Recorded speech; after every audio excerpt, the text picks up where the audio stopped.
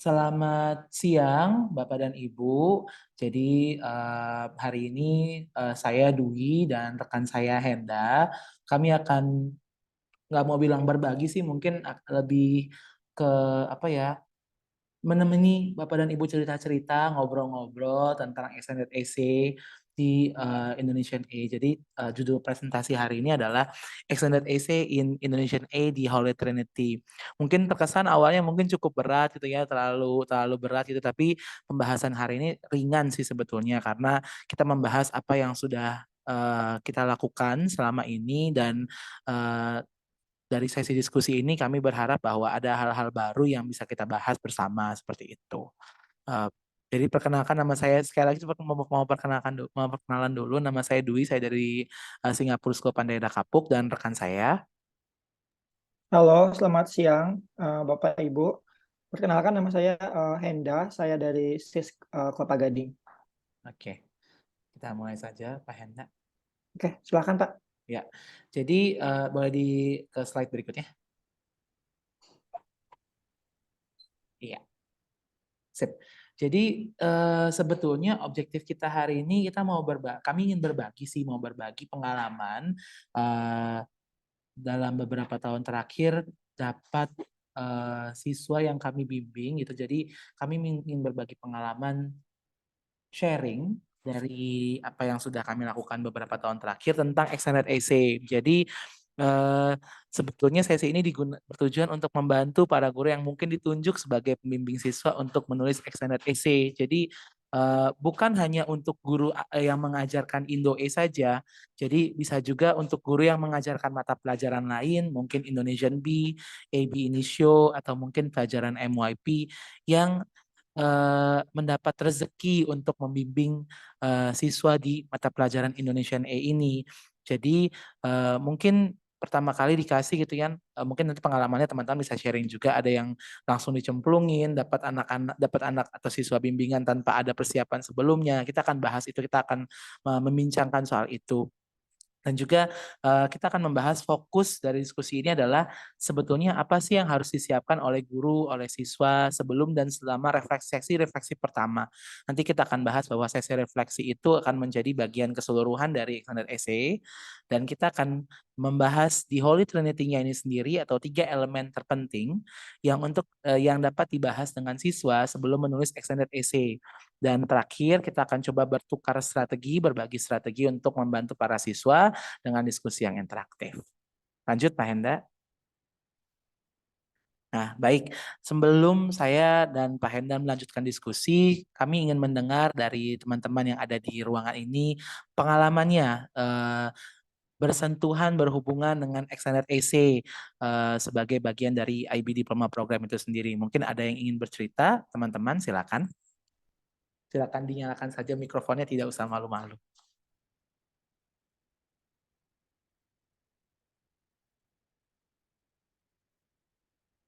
Ada yang ingin bercerita, teman-teman? Silakan. Pengalamannya, mungkin pengalaman pertama kali ketika membimbing siswa untuk AI. Bu Ade mungkin mau cerita, Bu Ade. Eh, ya baik, makasih Pak Dwi. Selamat siang semuanya, Bapak dan Ibu. Nama saya Ade Pradana. Saya mau cerita sedikit tentang pengalaman pertama. Em, Bukan pertama sih, sebenarnya tahun ini ya. Kebetulan Pak Dwi, saya tahun ini dapat eh, II bukan Indonesian A ya, tapi Malay A. Iya, jadi Oke, Malaya. karena Oke. iya, Malaysian A, kebetulan ada supporter, terus kemudian dia ambil II di Malaya. Dan di situ ya, itu sih tantangannya adalah karena Malay kan sebenarnya agak-agak mirip ya dengan bahasa Indonesia ya, gitu. Jadi ya seperti itu sih Pak. Oke, terima kasih banyak Bu Ade. Mungkin teman-teman yang lain ada yang mau cerita pengalamannya Bu Ade dapat Malaya. Itu karena ketika kita membimbing ini sangat apa namanya di luar ekspektasi, kadang-kadang kita juga kaget ketika dapat oke Bapak atau Ibu dimintai tolong untuk membimbing siswanya untuk II. Ada yang mau cerita lagi mungkin teman-teman, Pak Paru, Ibu Agnes tadi, Bu Elsha atau teman-teman yang lain silakan, ada yang mau cerita. Boleh Bu Agnes kalau mau berbagi pengalaman Bu Agnes. silakan. Ya, selamat siang semuanya. Siang Ibu. Ya, terima kasih. Kalau diminta berbagi cerita, kayaknya saya belum punya banyak ya, karena tahun ini baru tahun pertama saya di TV, kemudian kebetulan langsung dimintain tolong untuk menjadi pembimbing II. Ya. Cuman dapatnya English A. Terus makanya saya ke sini karena saya memang masih sudah diajarin, sudah diberitahu sedikit banyak oleh koordinator. Tapi saya rasa di sini saya memang harus banyak mendengar dan belajar lagi. Begitu, Mas Ade. Mas Ade, Mas Dwi. Iya, terima kasih banyak Bu Agnes. Satu lagi mungkin dari rekan-rekan yang ingin bercerita, berbagi pengalaman. Ada lagi? Oke, kalau tidak ada mungkin Pak Henda mau cerita, Pak Henda? Oke, thank you Pak Dwi. Mungkin kalau dari saya dulu pertama kali membimbing itu tahun 2017 kalau tidak salah. Kendala pertama yang saya mungkin akan sama ya dengan yang baru pertama kali membimbing II gitu, bingung dengan bagaimana kriteria penilaian, apa yang dilihat, apa yang dinilai, bagaimana cara menempatkan A gitu. Apa bedanya II dengan jurnal atau makalah atau misalkan skripsi bahkan mungkin. Kalau waktu itu tips saya adalah menempatkan standar setinggi-tingginya untuk II murid saya. Karena memang pasti kan kita ingin dapat A gitu. Jadi standar saya waktu itu menempatkan standar setinggi-tingginya, dan pertama kali saya membimbing itu judul saya yang berikan. Jadi saya memberikan sekitar 5 atau 6 judul untuk murid saya. Karena kalau misalkan judul dari murid dulu, biasanya maksudnya untuk pertama kali saya membimbing itu akan kebingungan. Takutnya saya tidak bisa mengarahkan dengan baik. Jadi pertama kali saya membimbing II, saya bukan memberikan judul yang sudah jadi ya, tapi dengan topik-topik yang mungkin sesuai dengan expertise saya sebagai seorang guru saat itu. Dan itu sangat membantu dari sana. Ketika sudah mulai kelihatan, misalkan hasilnya bagus, baru setelah itu saya mulai mencari-cari lagi referensi, data, korpus yang lain yang bisa dijadikan sebagai bahan referensi untuk murid saya ke depannya. Karena setelah dari pengalaman saya pertama kali membimbing 2 II, selanjutnya saya pernah sampai membimbing 7 II waktu di Seci. Kemudian sekarang saya membimbing 7 II juga di Sisk Kelapa Gading untuk Indonesian A dan Indonesian B. Dan untuk sesi ini sebenarnya tidak hanya untuk Indonesian A ya, karena Indonesian B pun sebenarnya akan ada bagian ketika anak memilih kategori di bagian sastra ataupun bahasa gitu. Jadi bisa membantu. Yang saya tahu, yang saya lihat dengan sangat jelas itu adalah di bagian penilaian. Biasanya untuk Indonesian B itu tidak terlalu sulit ya, setahu saya ya, karena ketika saya melihat murid saya melakukan membuat II yang menurut saya nilainya itu C atau D, karena saya menggunakan mindsetnya di A, itu mereka malah dapat A gitu. Jadi kenapa kami menggunakan Indonesian A, karena standar untuk Indonesian A itu sangat tinggi untuk II-nya, untuk penilaiannya. Jadi ketika kita udah menempatkan standar yang tinggi, untuk Indonesian B pun nanti akan terbantu untuk mendapatkan nilai yang baik. Begitu sih Pak Dwi. Terima kasih banyak Pak Henda. Kalau saya ingin berbagi sedikit pengalaman saya dapat, kalau Pak Henda dapat 2017, saya dapat 2018. Jadi 2018 itu adalah titik tolak untuk II ini sendiri karena silabusnya berubah di 2018. Guide-nya itu berubah secara masif di 2018. Jadi saya benar-benar lumayan beruntung ketika mendapatkan II itu tahun 2018, penilaiannya semua berubah. Jadi semua itu banyak guru yang belajar dari awal lagi. 2018 itu banyak sesi II baru yang akhirnya dibuka, kita belajar lagi sama-sama, lihat II guide-nya bareng-bareng, lihat kriteria penilaiannya, lalu sampai ke diskusi-diskusi kecil seperti ini. Jadi kita banyak berdiskusi dengan rekan-rekan yang lain gitu. Nah, sama seperti Pak Henda, kalau saya tidak pernah membimbing sampai 6 atau 7, kalau di sekolah kami selalu membagi porsinya sama rata. Jadi kalau anaknya itu 6, gurunya ada 3 atau 4, kami bagi paling banyak itu 2. Gitu. Jadi kalau saya selalu paling banyak membimbing itu 2, tidak pernah lebih dari 2. Dan pengalamannya adalah nanti kita akan sama-sama sharing juga. Kalau dari Pak Henda memulai dengan judul, kalau saya melihat dari minatnya mereka dulu, mereka sebenarnya mau nulis tentang apa sih? Pasti mereka juga datang seperti orang yang kebingungan kayaknya, karena baru masuk ke IB, baru 2 atau 3 atau 4 bulan masuk ke IB, tiba-tiba datang II coordinator bilang kamu harus tentukan subjek dan topik untuk menulis II, seperti itu. Ada lagi rekan-rekan yang ingin berbagi mungkin? Tidak ada Pak Hendra, kita lanjut saja.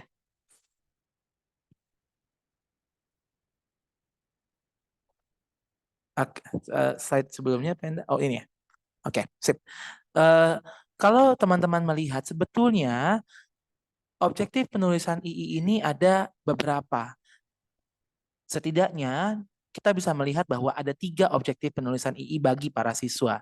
Yang pertama, mereka diharapkan terlibat dalam penelitian yang independen, yang melibatkan inisiatif dan juga ketelitian dalam hal intelektual.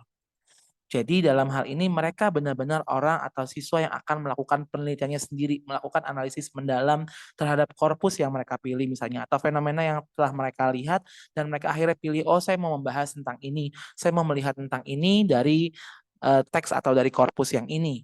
Nah, yang kedua adalah mereka II ini memiliki objektif untuk mengembangkan keterampilan riset, berpikir kritis, manajemen diri, dan juga berkomunikasi. Seringkali saya pernah sekali dapat pengalaman anak ini di Indonesian Bee, anak ini tertarik untuk melihat mengapa ada kafe di daerah Pantai Indah Kapuk yang menggunakan separuh bahasa Inggris, separuh bahasa Indonesia. Lalu ada yang menggunakan semuanya bahasa Inggris. Di sisi lain ada warung yang lagi hype menggunakan bahasa Indonesia semuanya.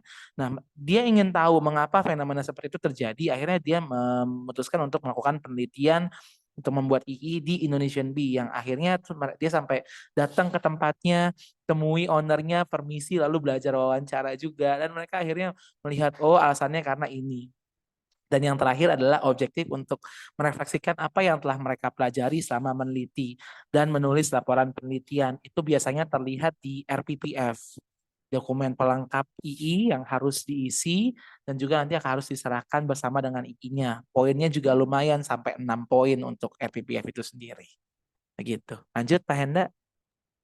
Tambahan Pak Dwi Tambahan untuk ya. yang tadi yang A ya, yang kategori Ya. A itu terlibat dalam penelitian independen. Itu akan terlihat di RPPF ketika siswa menulis bagian yang first interimnya.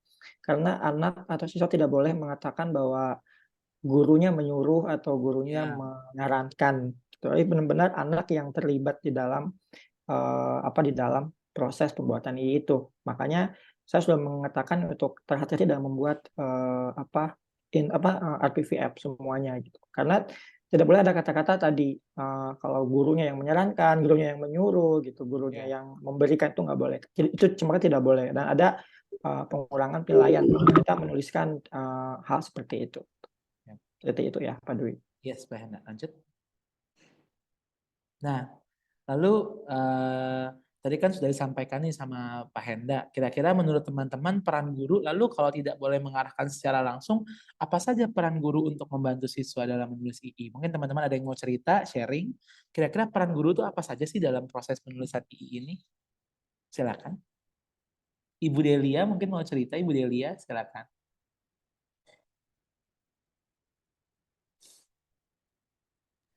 Halo Pak Dwi. Halo Ibu. Iya, kebetulan saya nih kan sebenarnya bukan guru bahasa Indonesia, tapi teacher librarian dan juga II coordinator. Dan saat ini saya juga bukan mengoreksi ya, tapi membimbing anak-anak yang extended essay kebetulan yang mengambil Indonesian B. Nah, ini di sini saya lihat peran seorang teacher maupun guru subjek maupun teacher librarian ini sangat penting juga ya Pak Dwi menurut saya seperti uh, membimbing anak-anak untuk menentukan misalnya research question-nya seperti apa dari awal, lalu seperti sumber-sumbernya, data, seperti itu sih Pak Dwi yang saya alami. Baik, terima kasih Bu Delia. Itu rekan-rekan yang belum sharing mungkin boleh cerita. Kira-kira dari pengalamannya teman-teman atau mungkin yang tiba-tiba langsung ditodong untuk jadi supervisor atau pembimbing siswa untuk membahas II ini, apa sih kira-kira peran atau job testnya teman-teman untuk penulisan II ini kira-kira apa saja? Ibu Rima mungkin. Bu Rima, silakan Ibu Rima. Wah, Ibu Rima.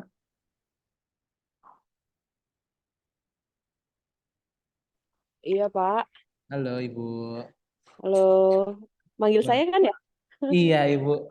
Boleh Ibu kalau mau sharing silakan. Halo Pak Dwi, halo Pak Henda. Halo. Sebenarnya saya ikut ini itu karena sesungguhnya saya mau belajar. Jadi kalau ditanya pengalaman, saya belum ada sama sekali pengalaman untuk menjadi guru yang membantu extended essay. Selama ini saya hanya dipercaya mendampingi secara karena saya guru Langlit-nya, makanya saya diminta untuk bantuan di situ. Tapi untuk jadi supervisor II belum, makanya saya mau tahu seberapa dalam sih sebenarnya sebagai supervisor II itu mendampingi siswa gitu, Pak Dwi. Oke. Terima kasih banyak Bu Rima. Ya. Baik.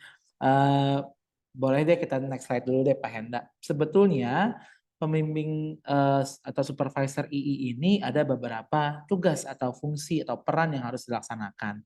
Yang pertama itu wajib melaksanakan 3 refleksi bersama siswa. Ini wajib. Jadi tadi Pak Henda sudah bilang bahwa ada 3 refleksi yang harus dilakukan bersama dengan siswa. Termasuk di refleksi pertama yang akan kita bahas, bagaimana kita harus brainstorming, curah ide, bertukar pikiran menjadi resource person bagi siswa yang akan menulis II. Jadi kita harus siap untuk semua pertanyaan yang mungkin mereka punya atau problem yang mungkin akan mereka hadapi setelah itu, tapi kita harus siap dengan itu. Jadi kita diskusi pertama kali dan itu mungkin akan ada hal-hal yang mengagetkan juga buat siswa karena pengalaman saya ketika diterangkan lalu lalu mereka datang gitu kan ngomong, "Sir, ini dapat tugas untuk nulis 3.000 sampai 4.000 kata. Nulis apa, Sir? Kita nggak pernah tulis sebanyak ini sebelumnya." Jadi hal-hal seperti itu yang harus diantisipasi dan itu wajib bersama. Lalu nanti di yang kedua, biasanya yang kedua ini setelah siswa itu sudah merumuskan pertanyaan penelitiannya, lalu mereka sudah mulai sekitar 75%, 85% jadi itu yang kedua bisa diskusi lagi banyak itu kan atau kita cek memeriksa juga bagaimana progresnya siswa dari II ini, lalu kita ngobrol cerita apa kesulitannya, apa kekurangannya dan kita memberikan masukan juga gitu. Setelah itu siswa akan berefleksi. Nah, yang ketiga namanya viva voce. Kalau viva voce ini istilahnya mungkin kayak sidang, seperti sidang skripsi, tapi bukan sidang yang kita presentasi secara formal lalu ditanya gitu ya, ada berapa penguji, enggak. Ini lebih ke sesi ngobrol sih mereka, kita refleksi, mereka via voice itu cerita dapat apa sebetulnya dari menulis II ini, apa yang telah mereka lakukan, apa sih yang akhirnya menjadi hal yang menarik atau hal yang dapat mereka bawa nantinya sebagai mahasiswa gitu. Jadi 3 refleksi ini wajib. Dan yang nomor 2, itu ada memastikan siswa yang dibimbing melengkapi 3 entry atau isian RPPF. Jadi mereka harus mengisi RPPF 3 dalam 3 entry. 3 entry itu maksimal kalau tidak salah nanti koreksi ya Pak Henda, sekitar 500 kata. Jadi 500 kata itu dibagi 3, mereka harus membagi porsinya masing-masing ketika mereka harus berefleksi atau bercerita. Jadi mereka harus dituntut untuk berefleksi secara singkat, padat, dan jelas di RPPF-nya itu dan harus menunjukkan kata kuncinya adalah keterlibatan. Bagaimana mereka terlibat, engage dalam penelitian yang mereka lakukan di RPPF itu dan kita melihat progres. Jadi perjalanan keterlibatan dan perjalanan siswa ketika melakukan atau menulis II ini. Yang ketiga, guru juga harus memberikan komentar yang komprehensif pada RPPF. Jadi di kolom terakhir RPPF, Bapak dan Ibu, ada 1 kolom yang cukup besar itu didedikasikan untuk supervisor atau pembimbing. Jadi pembimbing terakhir. Jadi saya harus tekankan pembimbing terakhir. Jadi dalam perjalanannya siswa mungkin berubah di tengah-tengah. Saya mengalami itu beberapa kali di sekolah. Ada anak yang awalnya mengambil mata pelajaran biologi misalnya, tiba-tiba di tengah-tengah dia berubah menjadi Indo-E. Jadi berubah, dan kita pada pembimbing terakhir setelah itu dikumpulkan, biasanya setelah Viva Voce akan diberikan waktu untuk bagi para pembimbing atau supervisor untuk melengkapi bagian di RPPF itu di kolom terakhir. Dan saya juga menyertakan link atau Pranala di sini untuk teman-teman. Nanti kalau mau lihat tugas lengkapnya bisa di klik Pranala itu. Pak Enda, ada yang mungkin mau ditambahkan? Cukup sepertinya, Pak. Cukup ya? Baik, lanjut Pak Enda. Nah, sekarang kita akan masuk ke bagian yaitu refleksi wajib pertama. Jadi refleksi formal pertama atau first formal reflection ini digunakan sebagai titik awal untuk mendiskusikan topik penelitian si siswa. Nah, siswa itu dapat mempersiapkan dirinya dengan sebuah proposal, peta pikiran, bibliografi beranotasi, pendahuluan singkat untuk penulisan penelitiannya dengan daftar pertanyaan seperti ini. Tetapi teman-teman, ini adalah situasi yang ideal.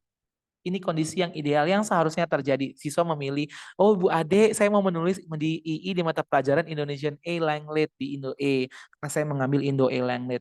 Bu, saya mau membahas ini nih proposal saya. Lalu Bu Ade dengan senyum, oke, silakan Nak, datang duduk lalu terima proposalnya. Oh, saya hanya memeriksa ini. Oke, sudah lanjut, silakan jalan ya. Idealnya seperti ini. Tetapi kondisi ini tidak atau jarang sekali kita temukan pada praktiknya. Kira-kira teman-teman ada yang mau cerita nggak pengalaman mendapatkan bimbingan II ini dalam mata pelajaran Indonesian A atau Indonesian B mungkin, atau pelajaran yang lain, lalu kondisinya tidak ideal, tidak semenyenangkan yang tertulis di guide gitu. Ada yang mungkin mau cerita? Silakan teman-teman.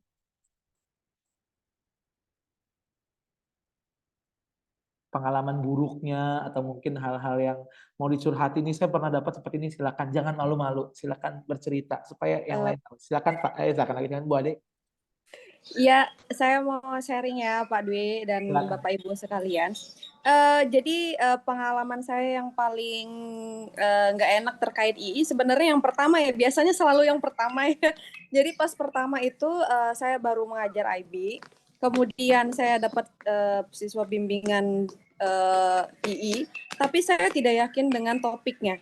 Dan sementara anak itu sudah setengah jalan gitu. Jadi kalau dicek-cek dia kategori Indonesian B kategori 2 yang culture ya, yang budaya ya. Cultural artifact ya. Iya, nah itu kan jadi karena nggak yakin, terus juga muridnya nggak yakin, saya juga nggak dapat wejangan apapun dari guru sebelumnya, ya akhirnya anak itu berinisiatif untuk ganti ke topik yang lebih gampang untuk Indonesian B, itu kategori 3 sastra. Seperti itu. Nah, tapi ganti topik itu kan sesuatu hal yang besar gitu ya Pak ya, bukan hanya ganti subjek, tapi ganti topik juga besar karena kan approach-nya beda antara kategori 2 dengan kategori 3. Seperti itu sih. Jadi saat itu saya panik banget gitu ya. Jadi harus harus balik lagi, ulang lagi semuanya dengan siswa tersebut. Seperti itu. Baik, terima kasih Bu Ade. Pengalaman yang menarik. Mungkin ada lagi rekan yang ingin bercerita. Ada yang mungkin lebih tidak menyenangkan tentang ini. Ada yang mau cerita, silakan. Ada yang mungkin dilempar di tengah-tengah, atau mungkin tahu-tahu dapat namanya ditulis masuk seperti itu, silakan. Aku ya Pak Dwi boleh Boleh, cerita? boleh. Silakan Bu Agnes, ayo. Jadi saya ini kan tahun pertama, terus tiba-tiba saya mendapat limpahan. Jadi anak II saya tuh 2 anak, kelas 12. Jadi benar-benar masuk di tengah gitu lah. Udahlah kayaknya kayak dilempar aja ke kemana gitu, yang nggak ngerti gitu kan. Terus anak yang satu sih oke ya, maksudnya anaknya emang oke gitu. Terus anak yang kedua, karena ini kan tahun pertama lagi kita balik onsite setelah kemarin-kemarin anak-anak punya pilihan online kan. Nah selama dia online ini hilang terus si anak ini. Jadi pas balik masuk onsite tuh ganti terus yang mau diteliti ganti-ganti, yang mau di research question-nya juga saya gimana ya, maksudnya research question-nya menurut saya kurang dalam, tapi dikasih saran agak keras kepala. Sementara saya mendapat informasi kalau kita tidak boleh interfere terlalu banyak gitu kan, sehingga keterlibatan anak harusnya yang lebih dominan dibandingkan guru. Nah kayak gitu jadinya untuk anak yang satu ini, aduh gimana pula nih. Oke. Gitu. Oke, baik Ibu. Nanti kita akan coba bahas ya. Ada lagi mungkin yang ingin bercerita menarik ya pengalamannya. Baik, ada lagi? Saya mau tanya ya, sebetulnya ini Boleh. pertama kali juga saya memegang bahasa Indonesia karena sebelumnya anaknya mau ambil biologi seperti kasus yang Pak Dwi cerita tadi ya. Jadi Oke, Bu ini silakan. tahun pertama di IB mereka mau pilih biologi, tapi karena mungkin less direction dari gurunya dan mereka panik karena udah sampai 1 tahun nggak belum apa-apa, akhirnya Ya. mereka pindah cari yang menurut mereka cari yang gampang di Oke. Indoa. Ya. Akhirnya mereka pindah. Jadi saya langsung baca karena saya nggak ada persiapan ya. Jadi saya harus baca silabusnya yang baru itu, yang tebalnya minta ampun. Lalu Betul. saya langsung, kalau saya tekniknya adalah melihat dulu kategorinya untuk Indoa, Ya. gitu. Kan ada 3 kategori. Jangan sampai nanti Betul. anak salah mengerjakan karena kategorinya ternyata tidak tepat. Karena kalau tadinya awalnya mereka mau iklan. Saya Ya. bilang kalau iklan kalau nggak salah itu Indo B. Dan itu kalau kalian di Indoa, memang mereka ambil Indoa. Kalau kalian di Indoa, kalian nggak bisa analisis berdasarkan misalkan video, berdasarkan sinematografinya atau Ya. simbol-simbol Betul. semiotik. Mereka Ya. harus bisa hanya dari bahasa, language-nya saja, ya kan? Ya. Jadi akhirnya saya minta mereka suruh pilih novel aja yang gampang Paling dianalisis aman ya Bu ya. daripada saya Oke. pusing. Sedangkan saya sendiri ini tahun pertama gitu Iya. loh. Gitu. Oke. Jadi itu sih strateginya akhirnya saya minta mereka pilih novel yang mereka suka, novel Indonesia, lalu mereka suruh cari isu apa yang mau diangkat dari novel. Jadi Oke. tekniknya itu dulu, gitu. Terima Itu aja kasih. sih Ibu ini pengalaman. dari sekolah mana Ibu kalau boleh tahu? Oh, saya dari SCG School Jakarta. Oh, dari ICG. Oke, baik Iya, Ibu. Baik. makasih. Baik, sama-sama Ibu. Oke, kita lanjut dulu ya. Ini adalah beberapa, Pak Henda mungkin bisa dibagikan Pak Henda. Oke, baik ya, thank you Pak. Jadi mungkin ini yang kenyataan yang kita temui di lapangan ya, yang mungkin saya temui di lapangan dengan guru-guru saya. Jadi pertama itu yang pasti terbatasnya ide siswa. Ini yang paling banyak kita temui ya. Siswa datang ke kita tanpa ada topik ataupun tanpa ada persiapan apa-apa. Yang kedua mungkin lebih kepada teachers-nya, yaitu expertise kita tidak di topik yang anak atau yang siswa itu bawa. Itu sering terjadi sekali gitu.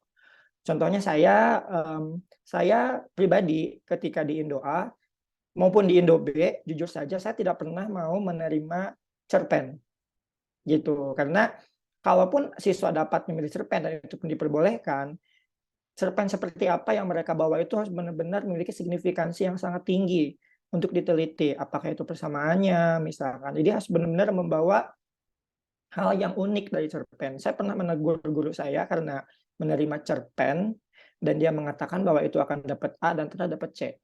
Gitu. Karena memang cerpen itu kalau bagi saya sendiri ya, itu signifikansi karyanya tidak sebagus di novel yang merupakan satu kesatuan yang utuh gitu. Kemudian ini juga banyak terjadi, supervisor itu membatasi kreativitas siswa. Nah, kayak tadi misalkan ada membawa ini gitu. Kemudian kita tidak boleh ke sini, tidak boleh ke sana. Saya sendiri kalau saya selalu melihat tadi yang Pak Dewi katakan di awal, interest-nya si student itu di mana gitu. Anak maunya apa? Saya selalu tanya, kamu suka apa? Apakah suka visual text atau suka cerpen, suka karya sastra atau suka dengan fenomena bahasa gitu. Itu akan yang nanti kemudian akan diarahkan untuk memilih topik berdasarkan apa yang mereka suka. Dan selanjutnya kita tuh kadang terbatas dengan teori analisis teks. Gitu tadi sebenarnya iklan itu dapat dipakai di Indonesian A. Sinematografi, simbol dalam iklan itu boleh dipakai menggunakan teori multimodal misalkan, dan itu bisa. Dan saya pernah juga membimbing murid yang menggunakan iklan dan sering bahkan gitu, entah itu yang iklan video dari YouTube ataupun gambar, selama iklan videonya itu memang resmi autentik dan original dari si pembuat iklan dan si perusahaan. Kemudian kurangnya disiplin siswa. Ini pasti ya mungkin banyak ya. Saya pernah ada siswa yang akhirnya drop IB karena II-nya telat di submit. Submitnya sekitar 10 jam sebelum itu ditutup di IB-nya. Jadi Kemudian course ya Pak Henda ya. betul, terus Diplomanya tuh terjadi ya. akhirnya dia drop IB jadi course, dan itu memang sudah saya buat perjanjian terlebih dahulu dengan semua tim, entah itu coordinator, kemudian juga DP coordinator dan juga orang tua muridnya. Kemudian topik II yang mungkin sudah terlalu biasa dan banyak digunakan. Saya sendiri untuk yang bagian ini sebenarnya saya mempersilahkan anak untuk memilih topik yang memang sudah banyak dipakai. Bahkan judul yang hampir mirip tetapi dengan data yang berbeda. Saya biasanya mempersilahkan selama memang signifikasi datanya bagus gitu. Kemudian miskonsepsi tentang struktur II. Ada yang mungkin guru inginnya 4 bab, 3 bab. Itu sebenarnya sih lebih kecenderung ke referensi guru ya, Betul, preferensi kita sendiri ya. gitu, betul. Karena saya sendiri tidak pernah melarang untuk membuat 4 bab, 5 bab atau mungkin 3 bab gitu. Yang Karena penting di guide tidak ada sama keterangan sekali tidak itu, ada. gitu. Betul. Yang penting kan ada latar belakang, research questions, metode penelitian, teori dan juga analisis data dan simpulan dan data pustaka deh. Itu udah cukup bagi saya, dan tentu saja ada table of contents ya, data isi. Itu juga mesti ada ya. Yang terakhir, miskonsepsi yang mesti dikerjakan di bab analisis atau pembahasan. Nah, mungkin untuk ini karena saya menjadi supervisor II dari tahun 2017 ya. Jadi saya melihat gitu setiap tahun itu bab 4 anak-anak itu apa sih yang dikerjakan gitu. Kalau yang saya lihat yang selalu mendapatkan nilai A itu ketika mereka memang menggunakan teori analisis data sebaik-baiknya. Misalkan menganalisis tadi simbol, menganalisis kata, menganalisis unsur stilistika dalam teks itu dengan sangat baik, menggunakan unsur-unsur tadi, teori-teori tadi, dan dengan efeknya apa, tujuannya apa. Itu yang saya temukan, dan saya juga lihat contoh-contoh yang diberikan dari berbagai sesi IB training. Itu seperti itu yang saya lihat untuk mendapatkan nilai A gitu. Selalu ada bagian di mana teori stilistika, teori analisis data, teks itu digunakan, pasti dapatnya bagus, baik. Selama itu memang kedalaman analisisnya emang bagus gitu. Itu paling sih Pak Dwi yang teman-teman sudah kami kumpulkan berdua ya, yang kami temui selama di lapangan. Jadi mungkin dari sini kita bisa berangkat berarti ada ini masalahnya, dan mungkin kita ada di mana masalahnya dan harus kita perbaiki. Betul. Terima kasih banyak Pak Enda. Kita lanjut ya. Lanjut ya. Oke. Nah, tadi menyambung yang disampaikan sama Bu Eni, kita harus tahu dulu 3 kategori untuk menulis II di Indonesia, di Indonesian A ini. Kita harus tahu dulu dan jangan sampai ada miskonsepsi dari gurunya, karena kalau gurunya sudah sesat, kalau kata Bu Sofi dulu, Bu Aling, sudah salah, wah itu sudah kasihan anak muridnya. Mereka dapat nilai yang rendah karena kita salah memberikan informasi. Jadi di sini saya coba sederhanakan penjelasannya. Jadi kategori pertama itu adalah penelitian atau studi atau kajian tentang salah satu atau lebih karya sastra yang ditulis dalam bahasa sasaran, yaitu bahasa Indonesia. Kalau di tempatnya Bu Ade kasusnya. Memang macet atau saya Ade? Halo Ibu. Halo. Oke. Kalau tadi kasusnya Bu Ade, berarti Malay, dia karya sastranya harus berbahasa Malaysia. Jadi boleh 1, boleh komparatif. Boleh 1 atau lebih, 1 atau 2. Nah, itu kategori pertama. Harus dalam bahasa sasaran. Berarti tidak boleh terjemahan. Nah, kategori yang kedua, penelitian ini berfokus pada perbandingan. Jadi komparatif, perbandingan antara karya yang ditulis dalam bahasa sasaran dan bahasa lainnya. Berarti ada karya terjemahan, tetapi harus dibandingkan dengan karya berbahasa Indonesia. Tidak boleh dua-duanya terjemahan. Atau tidak boleh hanya 1 terjemahan. Nah, itu kalau sudah gurunya tidak paham itu, nanti nilainya akan rendah, otomatis akan rendah. Misalnya ada anak menulis tentang 1 analisis novel, tapi dia pakai terjemahan. Itu tidak akan diterima oleh examiner IB di dalam ini, karena tidak sesuai dengan kategori yang dipilih oleh siswa. Lalu misalnya 2, dia membandingkan dua-duanya terjemahan, itu juga tidak diterima oleh IB karena bukan satu dari bahasa sasaran dan satu dari bahasa lainnya. Yang ketiga, tadi Pak Hendra sudah menjelaskan sedikit. Kalau tadi yang pertama dan kedua payungnya adalah karya sastra atau literary work, yang ketiga adalah language aspect, berarti dari teks non sastra. Teksnya apa? Macam-macam. Mau iklan boleh, mau infografik boleh, mau poster boleh, mau artikel pemberitaan di media juga boleh. Film masuk ke kategori ketiga. Jadi kalau ada rekan-rekan yang punya siswa yang ragu, boleh nggak sih anak saya ini menulis II pakai film? Jawabannya boleh. Film berbahasa Indonesia itu masuk ke kategori 3.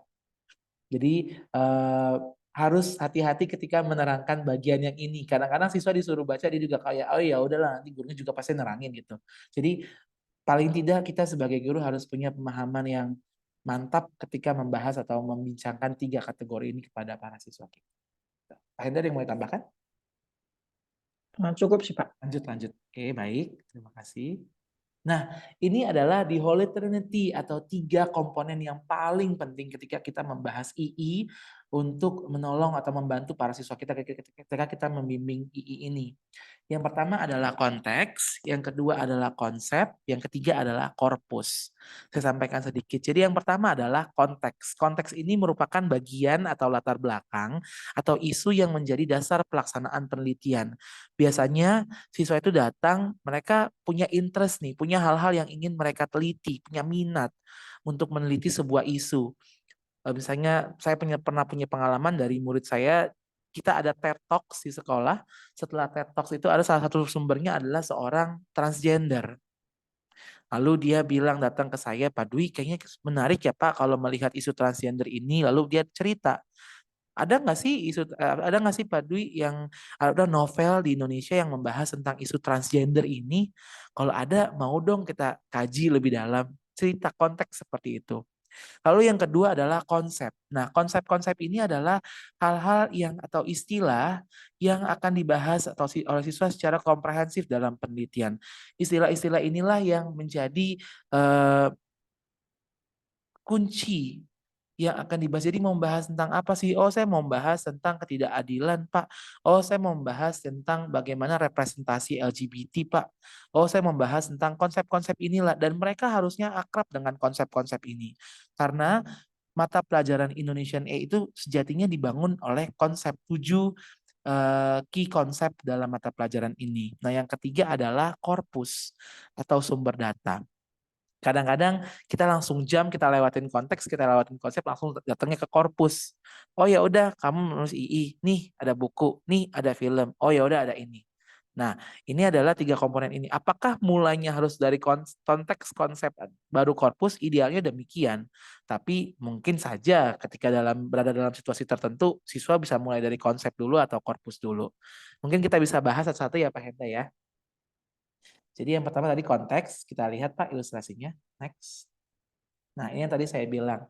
Jadi kita yang pertama di kategori 1 atau kategori 2, siswa kita biasanya lagi membahas konsep atau menggunakan buku yang kita pakai di kelas, diskusinya kita berlangsung gitu ya.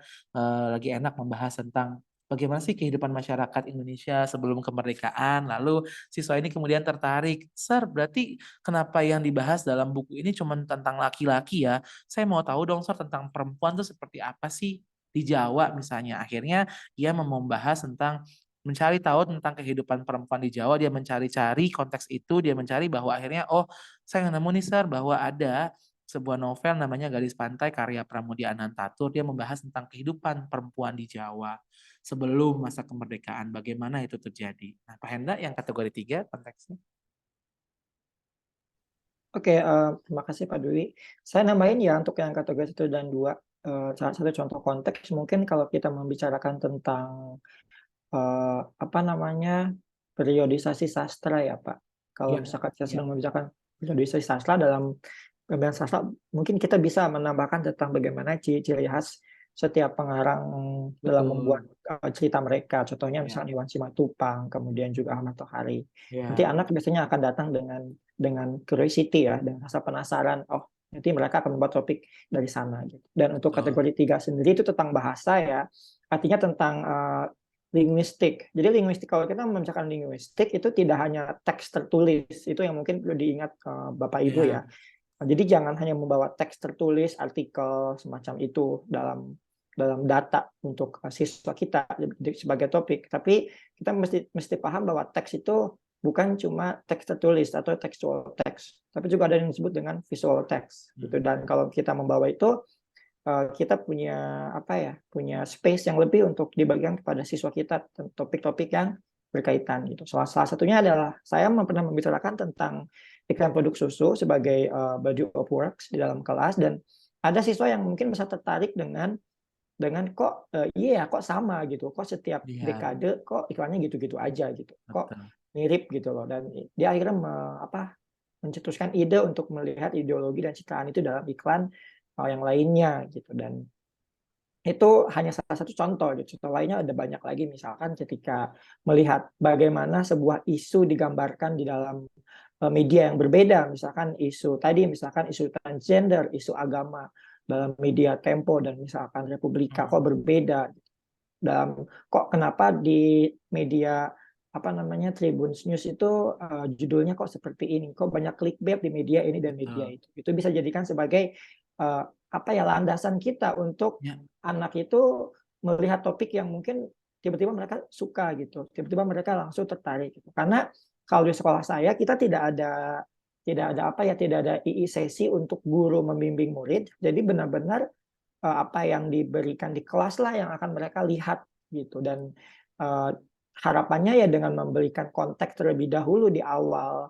semester misalkan atau di awal term, itu siswa bisa bukan terpacu tapi terinspirasi untuk membuat topik yang sesuai dengan interest mereka dan ketertarikan mereka. Iya.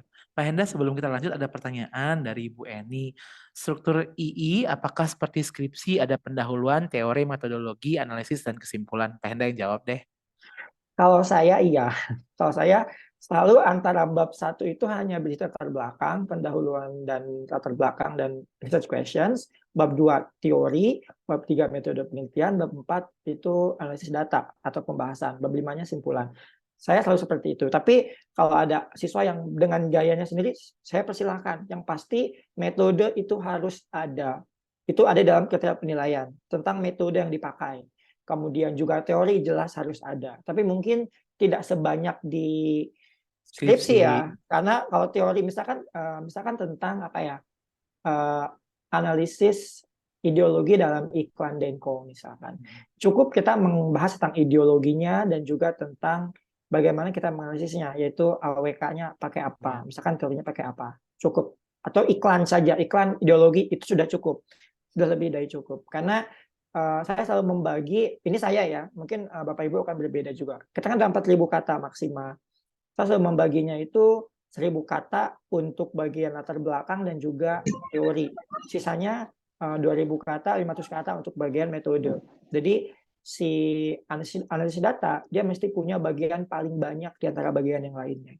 Jadi jangan sampai analisis datanya hanya 500 kata, sedangkan teorinya dan metodenya banyak. Sampai 3.000 gitu kan, karena kuncinya adalah analisisnya. Betul, jadi saya perbanyak di analisis data. Jadi kalau kebanyakan di bagian bab 2, yang mana itu tadi teori, saya akan selalu kurangin. Ada juga yang membuatnya itu cuma 3 bab. Jadi bab 1 berisi pendahuluan, ada latar belakang, ada research questions, ada teori, dan ada metode. Dijadikan dalam satu bab yang sama. Kemudian bab 2-nya adalah pembahasan atau analisis data, dan bab 3 adalah simpulan. Ada yang seperti itu juga. Itu sih tidak terbatas, kita punya kebebasan untuk memilih struktur yang mana. Jurnal juga sama seperti itu kok. Sama seperti jurnal, ada teori, ada metode, ada latar belakang, dan juga ada analisis data. Seperti itu sih Pak. Oke, terima kasih banyak Pak Hendra. Sudah menjawab, Bu Eni bagaimana? Iya, kalau untuk tadi gimana pembagiannya gimana kan dari 4.000 kata ya? Ya, maksimal. Itu maksimal ya Ibu. Tapi Tapi ada yang ini ya Bu, hati-hati, ada bagian yang tidak dimasukkan ke dalam hitungan word count, lihat guide-nya lagi, dan ada bagian yang dimasukkan. Jadi di bagian guide itu ada yang checklist, ada yang masuk, ada yang tidak. Itu juga harus diperhatikan. Jadi nanti ketika menghitung dilihat 4.000 kata itu adalah bagian-bagian yang sudah termasuk semua. Yang tidak termasuk yang nggak usah dihitung gitu. Kayak misalnya table of contents atau daftar Betul. isi itu nggak termasuk. Jadi itu nggak termasuk dalam word count. Appendix juga nggak termasuk ya Appendix tadi. juga nggak termasuk begitu. Oh, jadi kayak cover, appendix, table of content itu nggak termasuk? Ya, Betul. ada kok, ada di Ada, ininya, dan ada Oh, di ada di ininya guide-nya. ya? betul ada di Betul. guidebooknya. Dan Ini- kalau tidak salah, semua kata atau dokumen atau data yang dimasukkan dalam tabel juga itu tidak dihitung dalam Dihitung, betul. hitung word count. Minimumnya berapa ya? Eh, Tidak ditulis minimum sih ya Pak, cuman kalau saya selalu 3.400 ke sana lah. Ya, karena kan mereka kan suka bertanya gini, Bu, 3.000 sampai 4.000. Lalu kita melihat Betul. juga, kalau saya selalu melihat seperti ini, Bu. Kita melihat karakteristik dari bahasa Inggris dan bahasa Indonesia. Kenapa bahasa Inggris ada yang 3.000 lebih sedikit, lalu di bahasa Indonesia saya sarankan paling tidak 3.500 lah ke atas. Karena Betul. the nature of English dan bahasa Indonesia itu kan berbeda. Kita cenderung menulis lebih panjang. Kalau kita terjemahkan random aja satu paragraf dalam bahasa Inggris diterjemahkan ke dalam bahasa Indonesia itu bisa menjadi lebih panjang. Nah, itu juga menjadi faktor yang harus diperhatikan ketika mereka menulis II. Gitu sih, Bu. Jadi kalau saran dari saya sih mendekati 4.000 lah kalau bisa. Betul. Cari amannya sih Cari sekitar amannya begitu. 3.400 sampai 3.000, 3.600. Iya, Kalau betul. misalkan mepet di 3.800, takutnya ada bagian yang malah dihitung sebagai word count dan kelebihan gitu. Kayak gitu sih. Oh gitu. Terus tadi kayak apa ya, saya mau nanya sampai lupa. Silakan, Ibu. Saya lupa, ntar lagi saya ingat. Oke, boleh. Kita lanjut dulu ya, Ibu ya. Lanjut dulu, Pak Henda. Nah, ini adalah yang kedua adalah konsep, teman-teman. Ini ada satu web bagus sekali dari The Encyclopedia of World Problems and Human Potential. Jadi saya dikasih tahu ini dari guru English A. Jadi ketika kita lagi membahas tentang ini bisa kita pakai di individual oral, kita bisa pakai di kalau misalnya mau bahas paper tuh, bagaimana menurunkan pertanyaan-pertanyaan paper tuh yang kayak dari langit itu, dari mana sebenarnya datangnya? Ya dari konsep-konsep ini, dari konsep world problems and human potential ini. Jadi nanti setelah sesi ini berakhir, saya akan membagikan ini kepada teman-teman tautannya. Jadi teman-teman nanti bisa melihat bisa mengeksplorasi sendiri situs web yang saya maksud ini gitu. Tidak, silakan di next slide Pak, saya sudah berikan contoh. Ini adalah satu contoh eksplorasi tentang konsep ketidakadilan gender. Jadi kalau teman-teman melihat bagaimana gender inequality atau ketidakadilan gender itu terhubung dengan male domination, misalnya dominasi laki-laki, bagaimana peran perempuan, lalu ada hal-hal lain. Nah, ini bisa kita gunakan sebagai awalan atau acuan awal untuk membahas sebuah konsep. Sayangnya belum tersedia website ini dalam bahasa Indonesia. Jadi kita bantu untuk mengeksplorasi itu dalam bahasa Inggris dan nanti mungkin bisa diterjemahkan ke dalam bahasa Indonesia. Seperti itu sih. Nah, berikutnya adalah korpus. Ini adalah korpus atau sumber datanya. Jadi dari mana sih sebetulnya kita mencari sumber data untuk II, kategori 1, kategori 2, dan kategori 3. Nah, untuk kategori 1 dan kategori 2, Bapak dan Ibu tidak perlu bingung. IB sudah menyediakan PRL atau Prescribed Reading List. Jadi kan ketentuannya adalah II ini kalau misalnya mau menggunakan kategori 1 atau kategori 2, siswa tidak dapat menggunakan II dari buku yang dipelajari di kelas. Karena double dipping, tidak fair untuk anak-anak yang menulis II dari buku lain itu nggak fair dong, nggak adil dong, enak banget dong dia pakai buku yang sudah dibahas di kelas, yang sudah dieksplorasi bareng-bareng, sudah dipraktekin bareng-bareng sama gurunya, sama teman-temannya. Itu nggak adil. Kalau siswanya bingung, Bapak dan Ibu bisa bantu. Dan website ini dapat dibuka oleh siapapun. Jadi bukan hanya untuk guru, tidak harus masuk ke sistem dulu, bisa langsung dibuka oleh siswa. Siswa pun kalau mau buka bisa langsung. Mau mencari, saya mau mencari pengarang perempuan dulu, pengarang perempuan misalnya penulis fiksi atau novel yang ada di abad 21. Lalu nanti mereka dari PRL ini mereka bisa bergerak mencari tahu informasi yang lain dari sumber yang lainnya gitu. Nah, untuk kategori 3, Pak Henda punya cara yang lain. Silakan Pak Henda. Pak Dewi mau menambahkan untuk yang Silakan. dan 2 mungkin ya. Mungkin Bapak Ibu pasti sudah punya karya yang pernah dibaca gitu dalam bahasa Indonesia kan. Nah, itu mungkin yang bisa jadikan juga acuan untuk memberikan saran kepada siswa kita gitu. Karena kadang mereka hanya memilih novel yang mungkin mereka baca di waktu senggang mereka, teen lit misalkan. Mereka beli di Gramedia gitu. Tapi mereka lupa bahwa untuk itu ada data yang mesti dianalisis. Kalau saya biasanya, ini kalau saya pribadi lebih suka karya yang mungkin Pak Dewi juga sama, karya yang klasik gitu. Karena kaya akan konteks. Jujur Betul. saja dari semua kategori satu yang pernah saya supervisi, semuanya itu klasik begitu, dari mulai ateis, kemudian juga Pengen Paruk misalkan, Iya, Tarian Bumi iya, mungkin masuk ke kategori yang baru ya. Terus juga iya, dari Iwan Simatupang itu banyak sekali banyak karya sekali. Iwan Simatupang yang layak dan untuk dijadikan kita tidak Iya. boleh menutup mata ya bahwa Iwan Simatupang Dan itu ini Pak Henda, sangat terampil dalam apa menggunakan namanya? bahasa gitu. Ya Pak. Dan banyak sekali sekarang karya klasik ini sedang diperbaharui Betul. covernya juga Covernya judul betul. apa Jadi anak namanya lebih bisa menarik ya lagi ya. betul, halaman sampulnya tuh benar-benar lagi diperbaharui dan Betul. banyak sekali teman-teman kalau misalnya melihat Balai Pustaka, saya lihat kemarin Obor, lalu ada beberapa penerbit lain yang dia memang menggunakan karya klasik lalu diperbaharui sumbernya. Mungkin salah satunya adalah upaya untuk menggait anak muda supaya tertarik buat baca Betul. klasik kali ya gitu. Kita cari dulu Iya, signifikansi karyanya dulu apa. Jadi jangan betul. sampai murid datang ke kita bawa novel langsung main analisis, tidak seperti itu. Cari Iya. signifikansi keunikan dalam karya itu. Misalkan Iwan Simatupang dengan diksinya yang mungkin cenderung kasar misalkan Iya. gitu. Kemudian juga Ahmad Tohari ateis Ahmad Tohari dengan yang bagaimana deskriptif, membuat betul. deskriptifnya kayak gitu.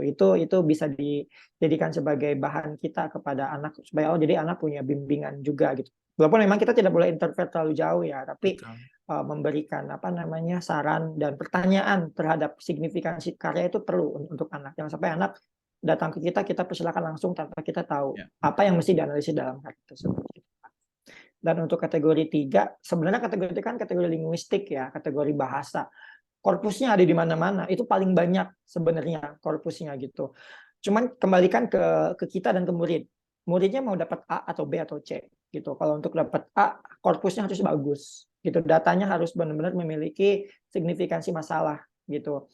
Makanya kalau untuk kategori 3 ini saya biasanya ke murid itu mempersilahkan mereka untuk memilih apa yang mereka sukai, apakah itu iklan, film misalkan. Kemudian nanti mereka akan datang ke kita gitu. Tapi yang pernah saya alami lakukan itu di kelas biasanya berasal dari pembelajaran. Ketika saya ngomongin tentang iklan, tentang film, tentang poster, tentang apapun itu dalam kelas yang berhubungan dengan linguistik, itu siswa akan langsung ke trigger gitu, terpancing untuk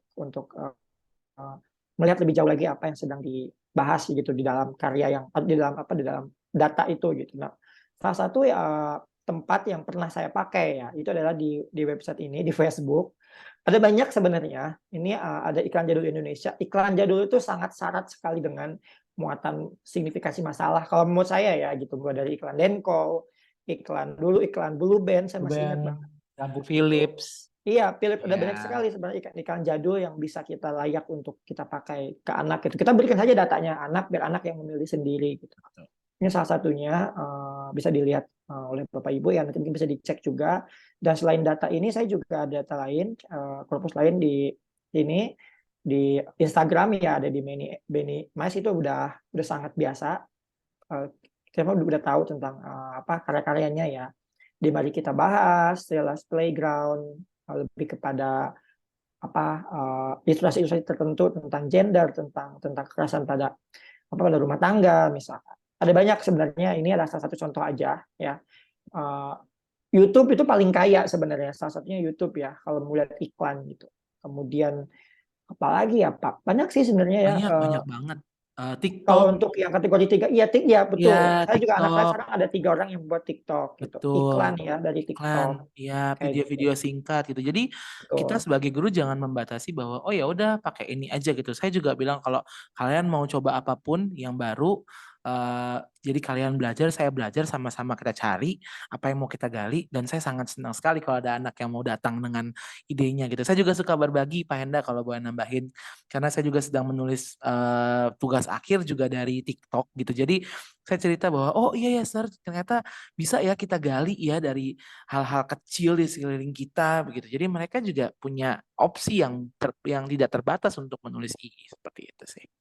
Dan kalau saya boleh tambahkan Pak Dwi, kalau saya sendiri ya, saya lebih cenderung sangat mendukung siswa untuk memilih kategori 3.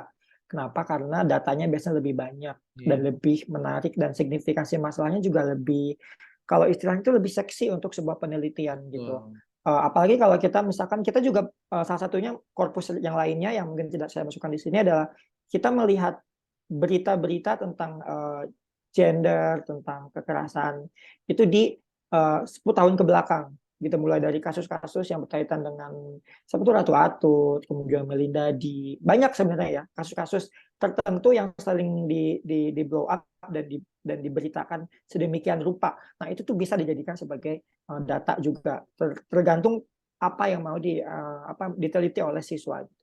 Dulu pernah ada menurut saya yang meneliti tentang bagaimana pelakor digambarkan misalkan dalam media. Itu juga boleh. Jadi ini hanya sekedar contoh atau sekedar rekomendasi. Ada lagi beberapa yang lain yang pasti lebih banyak di Google. Itu adalah gudangnya korpus sebenarnya. Betul. Kita tinggal anak suka topik apa, cari di Google. Saya selalu seperti itu. Google aja langsung. Cari contoh, cari yang sudah ada, kemudian mereka elaborasi dengan topik yang baru. Itu sih, Pak. Lanjut Pak Henda, tinggal 4 menit Lanjut lagi. ya. Iya, kita lanjut. 4 menit lagi. Ini mungkin langsung aja kali ya, Pak. Kalau mungkin tips mungkin sudah tahu ya. Tadi sudah saya katakan juga. Ini mungkin tips-tips untuk korpus. Lihat signifikansi konteksnya, ragam teksnya juga harus autentik, original juga itu harus. Dan kemudian kaya dengan elemen yang dapat dieksplorasi. Dan ada yang namanya level of interest-nya. Oke, next. Ini mungkin skip aja ya Pak, udah mau time nih, udah mau selesai waktunya. Harusnya kita mau diskusi tapi kayaknya waktunya tidak memungkinkan sih, kita next aja Pak Henda. Harusnya kita punya breakout room tapi tidak terburu. Nah ini sih langsung mungkin ya. Silakan Pak Henda. Oke, jadi ini adalah rekomendasi untuk teori analisis data. Ini bisa berlaku, sebenarnya bisa overlap ya antara sastra dengan bahasa. Contohnya untuk saya coba langsung ke analisis wacana ya. Untuk teori-teori dari Fairclough itu bisa dipakai juga di teori sastra. Bisa ya, memungkinkan gitu. Dan untuk teori sastra itu ada psikologi sastra dari Ratna ya. Saya lupa panjangnya Ratna apa. Tapi kalau boleh di Google juga banyak ya. Kemudian ada teori strukturalis. Untuk teori strukturalis itu untuk Indo-B itu mendukung sekali ya, karena tidak terlalu susah. Tapi kalau untuk Indo-A bisa, hanya saja signifikasinya susah dan untuk dapat nilai boring, Pak. Boring, membosankan karena terlalu biasa gitu kan. Kemudian ada pasca kolonialisme. Untuk semiotika, nah ini untuk iklan ini bisa memakai semiotika, bisa dari Roland Barthes, bisa juga dari Sarah Sanders Peirce ya. Untuk yang di Indonya ada Benny Hood dan juga Silvana Sinar. Semiotika itu bisa membahas tentang simbol dalam iklan, kemudian juga unsur-unsur lainnya pembentuk iklan itu sendiri, ikon segala macam ada di semiotika. Kita kalau anak datang ke kita dengan dengan topik iklan, kita tinggal berikan teori semiotika, minta mereka untuk cari. Itu pasti mereka akan dapat ini karena tidak terlalu susah untuk dipahami kok dari teori semua ini dari semiotika ya. Kemudian untuk analisis wacana ada dari Fairclough. Nah, Fairclough itu saya sangat favorit dengan Fairclough karena memang teorinya itu bisa dipakai untuk berbagai jenis data, dari mulai teori sastra, artikel, berita, kemudian juga bahkan iklan video segala macam bisa dipakai untuk bisa memakai Fairclough gitu. Nah, lebih mudah untuk bahasa kalau Fairclough. Kalau Van Leeuwen, Van Dijk itu cocok untuk iklan yang berupa atau data yang berupa visual text seperti gambar tadi ya, video gitu. Itu bisa dipakai di Van Leeuwen dan juga Van Dijk. Begitupun dengan Sarah Mills, itu bisa dipakai di semua cabang linguistik dan juga teori sastra sebenarnya. Untuk teori gender silakan Pak Dwi. Lalu untuk sastra, kategori 1 kategori itu juga kalau membahas tentang isu gender, sebetulnya kalau teori sastra itu banyak, dari mulai perjalanannya dari mulai strukturalis, pasca strukturalis, lalu ada pasca kolonialisme. Tapi yang mau saya highlight di sini juga kita bisa membahas tentang gender. Jadi membahas tentang feminisme kritis misalnya, bagaimana ketika siswa itu membaca sebuah karya dan terdapat peran perempuan di situ bisa dibahas juga. Bisa baca bell hooks.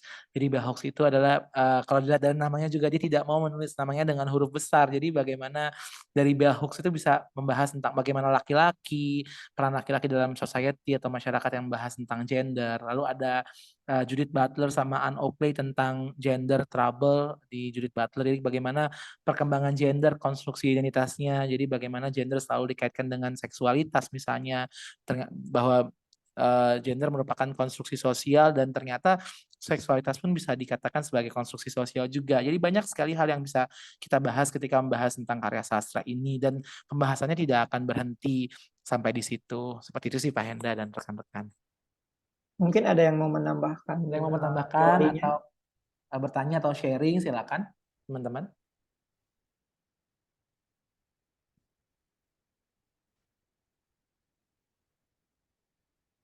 Halo, ada yang mau menambahkan? Silakan. Sharing mungkin.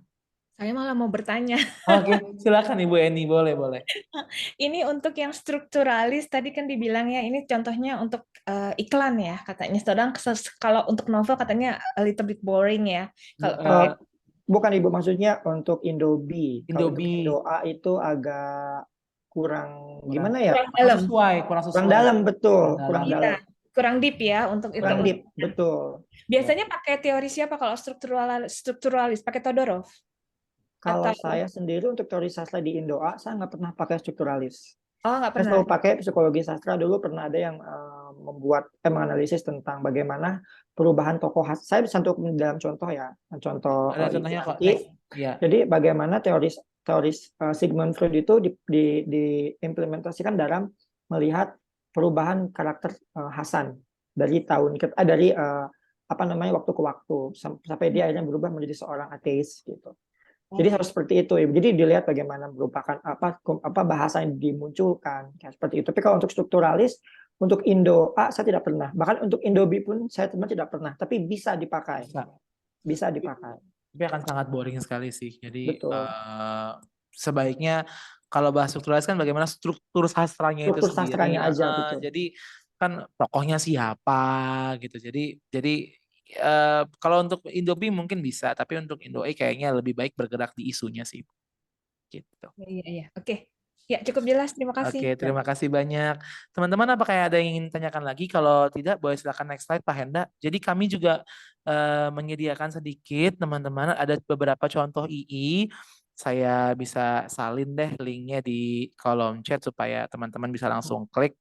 Nanti slide-nya juga bisa langsung saya bagikan. Jadi ini ada di kolom chat, teman-teman bisa buka. Sebentar. Link untuk contoh II di Indo-E, beberapa yang dapat teman-teman lihat. Mudah-mudahan bermanfaat contoh yang kami berikan.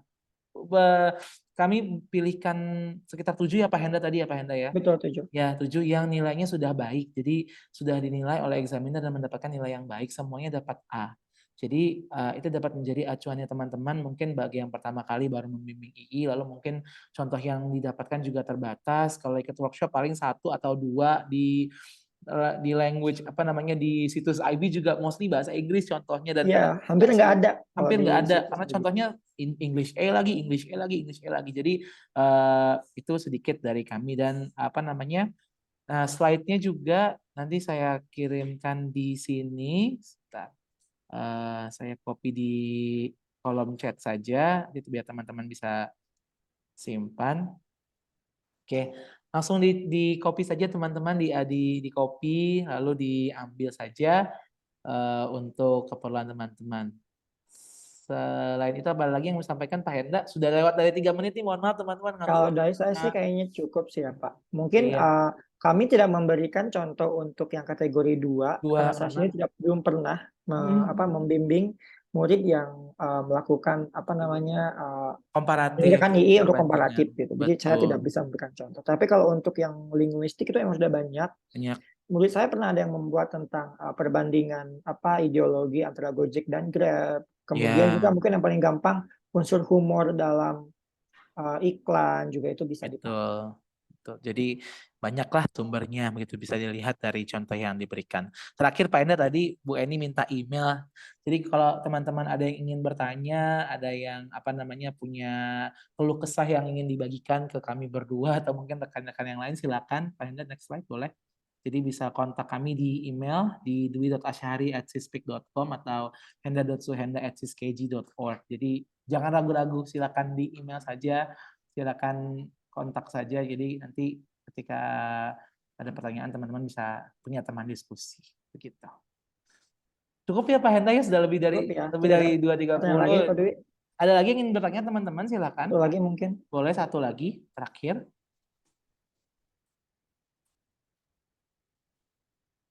Sepertinya tidak ada ya. Tidak ada? Oke deh. Kalau tidak ada, teman-teman, Pak Hendra boleh di stop share, Pak. Kita boleh foto nggak terakhir, teman-teman? Kalau boleh. Boleh dinyalakan kameranya, mau foto bareng.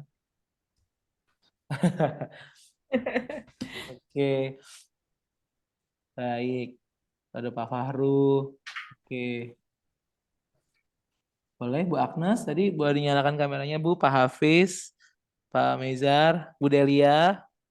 Halo. Wah, keren-keren. Oke. Bu Agnes dan Pak Mezar boleh dinyalakan, Pak, Bu. Oke, Bu Agnes. Oke.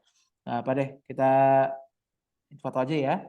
Oke, Pak, silakan, Pak. Ya. Oke, 1, 2, 3. Pak Hendra mungkin mau satu kali dari Pak Hendra, boleh? Ya, bentar. 1, 2, 3. Oke, udah Pak. Oke, terima kasih banyak teman-teman. Nanti Terima kasih banyak ya. mudah-mudahan kita teman-teman bisa ya. bertemu lagi di next event agenda yang lain. Kalau ada IB Dunia atau ada IB Job Alike. Kalau misalnya punya channel atau mau masuk ke grup ke grup WhatsApp.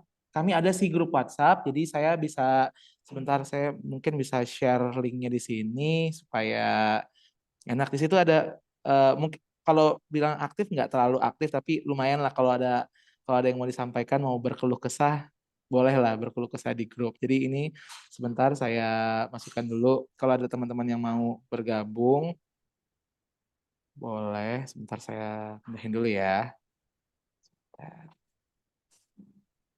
Jadi saya taruh. Kalau mau bergabung di grup WhatsApp-nya silakan bergabung saja.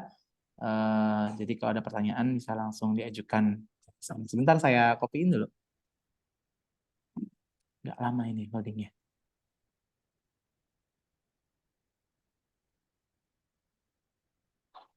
Sebentar. Bentar ya. Bapak Ibu, oke saya stop recording dulu deh kalau enggak biar enak. Terima kasih, saya stop dulu recordingnya.